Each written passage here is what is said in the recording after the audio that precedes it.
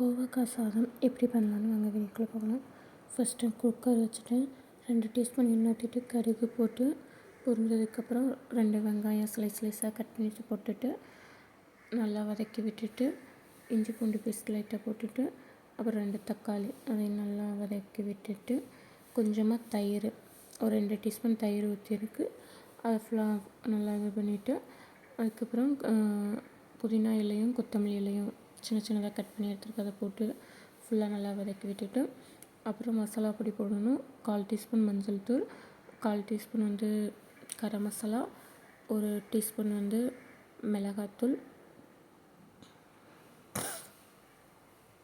மிளகாத்தூள் போட்டுட்டு மசாலா ஸ்மெல் போகிற வரைக்கும் நல்லா வதக்கி விடணும். அப்புறம் ஒரு 2 டீஸ்பூன் கொத்தமல்லி தூள் போட்டுட்டு ஃபுல்லாக நல்லா மசாலா ஸ்மெல் போகிற வரைக்கும் வதக்கி விட்டுட்டு அதுக்கப்புறம் என்னதுன்னா கோவக்காவை போட்டுக்கணும்.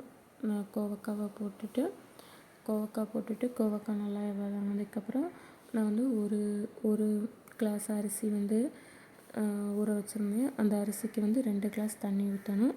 ஒரு கிளாஸ் அரிசிக்கு 2 கிளாஸ் தண்ணி ஊற்றிட்டு அது நல்லா கொதிக்கிற வரைக்கும் இது பண்ணிவிட்டு அரிசியும் போட்டுக்கிட்டு அது நல்லா எல்லாம் மேலே வர கொதிக்கிற வரைக்கும் இது பண்ணிவிட்டு அப்புறம் 3 விசில் எடுத்து விட்டோம்னா கோவக்காய் சாதம் ரெடி. வாங்க சாப்பிட்லாம்.